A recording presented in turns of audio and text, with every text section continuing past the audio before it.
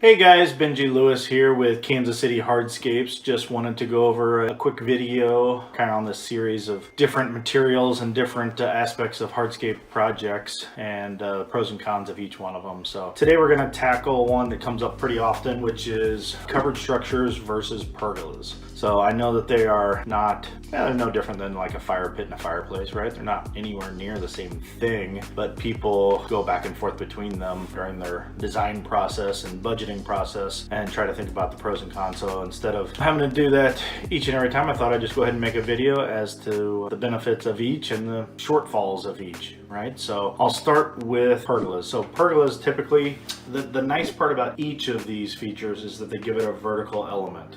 Right, so sometimes if it's just a flat patio with a 20-inch tall fire pit on it, it does sometimes get a little boring. Now throw a pergola over it and it gives a little vertical feature. So now you could have a ceiling fan that goes in there. You could have string lights to drape across. So there's different things. You can put sunshades on one side. You know, if the sun always comes out of the east and or is always setting in the west and your house faces that way, well, you can put a sunshade on the end of it and bring that down and give yourself some cover until the sun goes down. So there's some nice benefits to having a vertical feature on your outdoor living space. Now, the main benefit that people like about pergolas is that they're typically a quarter of the price of a covered structure, right? When I say covered structure, I mean you want an outdoor patio that is fully covered with roofing, shingles, gutters, everything. Like you can go out and stand in the rain and watch the Chiefs game. So how often that probably comes up would be one of my main questions, right? Is how often do you really want to go out in the middle of a rainstorm and watch something? And two, how big of a covered structure do you need to actually be able to go out and sit and not get rain blowing in on you kind of thing? So those are all things to take into consideration. The nice part to remember about pergolas is that it gives you that vertical feature and you still get sun coverage. And let me explain that. Old ways, or even there's a lot of guys out there still doing pergolas where they have the rafters and the joists that are a foot to 18 inches apart, and that's where it stops. So you have these big, right? If you look at a 2-foot section of it, I mean, the coverage can't be 10%, 15% at most of sun coverage. It's not exactly sun coverage. That's barely blocking anything out. It's mostly there just to be pretty. Well, what we do is we take that, not just the first layer, you know, and the second layer crossing it so we'll put a third layer that has 1x4s, right? And we can keep those, an inch apart. Some people like them 2 or 3 inches or 4 inches apart. And so now we've got a lot of coverage. I mean, especially at an inch apart, and then the other rafters coming the opposite way. I mean, they say you're getting 85% sun coverage. I think that's a little high, but I'll call it 70% sun coverage. So you're still letting the light through and the sun through a little bit, but you're not letting very much of it through. Now, the customer can decide how wide they want those spaced apart. We're typically going to do them, you know, 1.5 inches. We'll typically use a little piece of 2x4, which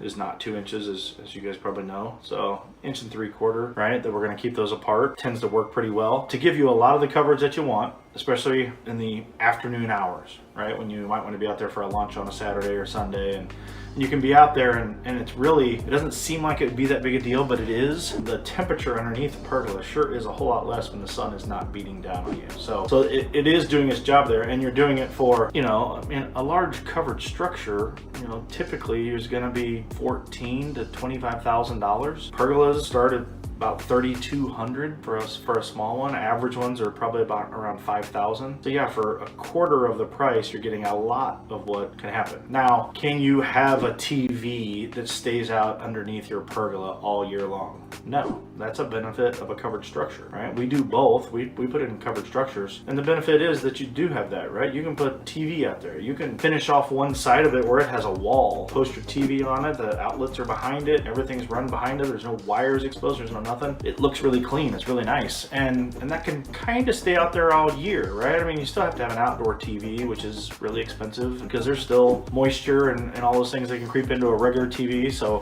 you know, there's some questions there on what you you do. Do you buy a $300 TV on Amazon, or do you go and get a $1,500 outdoor TV, you know, that's specifically made for that? But there's more of that you can do, right? I mean, you can have heaters installed in the ceiling. You can have, you know, lights installed in the ceiling. You don't just have to have the string lights, you know, that are coming across. So you do get, it's a fancier finished option. It just comes down to the price point, right? So, like everything in hardscapes and mostly everything in life, right? If you really want the nicer piece, it does cost, because now we're getting into load bearing of, you know, can it handle the snow when it's on it? Can it handle anything on it, right? So it has to have an actual roof with rafters and shingles and gutters, and where does that rain go to? As opposed to a pergola has no load bearing, right? Everything goes through leaves and snow and you name it, and we don't have to worry about that, and rain just goes right through it and washes off the patio. So a lot of that is easier and cheaper. Now we probably install 10 to 1 pergolas to covered structures, mostly I think for the price point,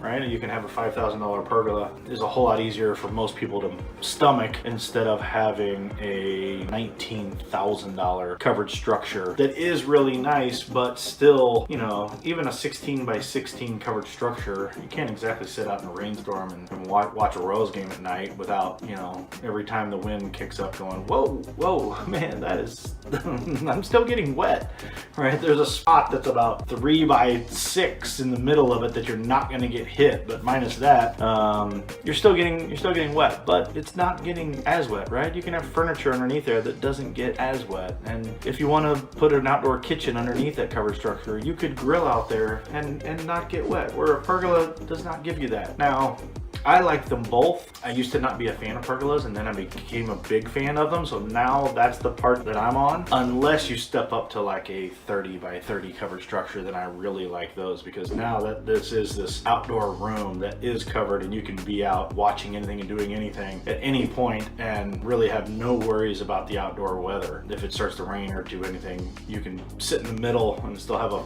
15 by 15 area in the middle of the couches and chairs and everything.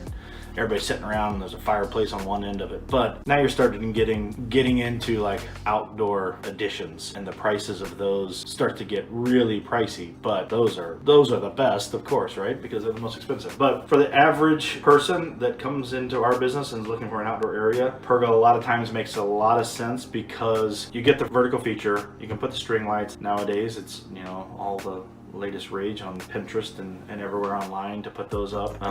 You can hang ceiling fans that have some nice breeze, and it just looks nice. It gives the whole patio a nice look without spending $15,000 to $20,000 on a covered structure. So that's kind of some information about pergolas versus outdoor structures, and the benefits and downfalls of each one of those. If you have any more questions, give us a call anytime. Check us out on our website, kansascityhardscapes.com, and we'll talk to you next time. See you later. Bye-bye.